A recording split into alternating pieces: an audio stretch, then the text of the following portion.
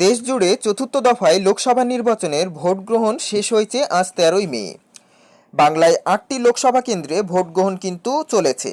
এই ৮টি কেন্দ্রেই অধিকাংশ তৃণমূলের গড় বলে পরিচিত, আর সেখানেই কিন্তু লড়াই হচ্ছে মূলত।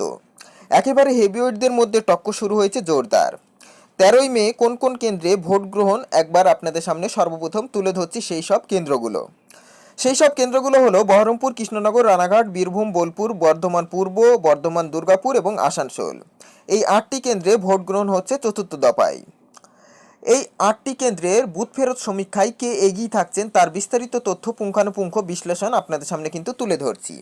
কোন কেন্দ্র থেকে কে এগিয়ে থাকছেন তার সম্ভাব্য যে সমীক্ষায় উঠে এসেছে সেই সমস্ত প্রার্থীর নাম কিন্তু আপনাদের সামনে তুলে ধরছি। আপনাদের যদি কোনো মতামত থেকে থাকে তাহলে অতি অবশ্যই কমেন্ট বক্সে লিখে জানাবেন আপনাদের কেন্দ্রে কোন প্রার্থী জিততে চলেছেন।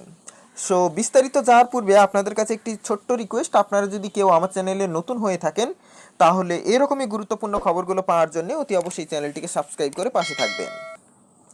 যে সর্বপ্রথম লোকসভা কেন্দ্রটি রয়েছে সেটা হচ্ছে বহরমপুর থেকে টিএমসির প্রার্থী দাঁড়িয়েছেন ইউসুফ পাঠান, বিজেপির প্রার্থী দাঁড়িয়েছেন ডক্টর নির্মল কুমার সাহা এবং কংগ্রেসের প্রার্থী দাঁড়িয়েছেন অধীর রঞ্জন চৌধুরী।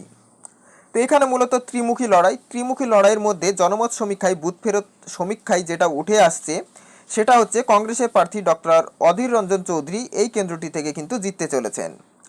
পরবর্তী যে লোকসভা কেন্দ্রটি রয়েছে সেটা হচ্ছে কৃষ্ণনগরে কিন্তু মূলত ত্রিমুখী লড়াই হলেও টিএমসির সঙ্গে বিজেপিরই লড়াই কিন্তু মূলত।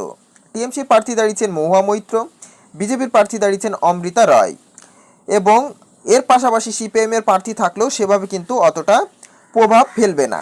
এখান থেকে সম্ভাব্য প্রার্থী জয়ী যিনি হচ্ছেন টিএমসির প্রার্থী মহুয়া মৈত্র, কারণ সংখ্যালঘু ভোট একটা বড় ফ্যাক্টর পেয়েছে কিন্তু এই কেন্দ্রটিতে। পরবর্তী যে লোকসভা কেন্দ্রটি রয়েছে সেটা হচ্ছে রানাঘাট থেকে বিজেপির প্রার্থী দাঁড়িয়েছেন জগন্নাথ সরকার এবং টিএমসির প্রার্থী দাঁড়িয়েছেন মুকুটমণি অধিকারী। এখান থেকে সম্ভাব্য জয়ী প্রার্থী হচ্ছেন বিজেপির জগন্নাথ সরকার। পরবর্তী যে লোকসভা কেন্দ্রটি রয়েছে সেটা হচ্ছে বর্ধমান পূর্ব থেকে বিজেপির প্রার্থী দাঁড়িয়েছেন অসীম কুমার সরকার এবং টিএমসির প্রার্থী দাঁড়িয়েছেন ডক্টর শর্মিলা সরকার। বুথ ফেরত সমীক্ষায় যেটা জানা যাচ্ছে সেটা হচ্ছে টিএমসির প্রার্থী ডক্টর শর্মিলা সরকার এই কেন্দ্রটি থেকে জয়লাভ করছেন। পরবর্তী যে লোকসভা কেন্দ্রটি রয়েছে সেটা হচ্ছে দুর্গাপুর থেকে বিজেপির প্রার্থী দাঁড়িয়েছেন দিলীপ ঘোষ, টিএমসির প্রার্থী দাঁড়িয়েছেন কীর্তি আজাদ। এখান থেকে সম্ভাব্য জয়ী প্রার্থী হচ্ছেন বিজেপির দিলীপ ঘোষ। পরবর্তী যে লোকসভা কেন্দ্রটি রয়েছে সেটা হচ্ছে আসানসোল থেকে টিএমসি প্রার্থী দাঁড়িয়েছেন শত্রুঘ্ন সিনহা এবং বিজেপির প্রার্থী দাঁড়িয়েছেন সুরিন্দর সিং আলুওয়ালিয়া।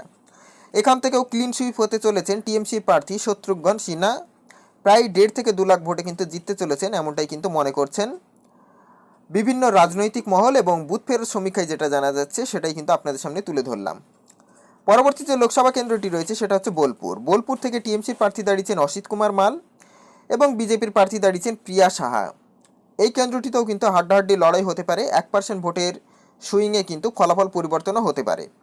এখান থেকে সম্ভাব্য জয়ী যে প্রার্থী হচ্ছেন টিএমসির প্রার্থী অসিত কুমার মাল।